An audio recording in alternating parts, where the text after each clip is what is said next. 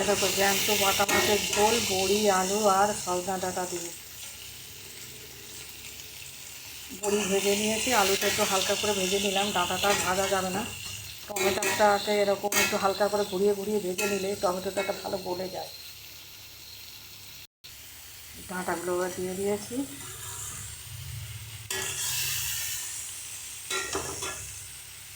এই গরমের সময় হালকা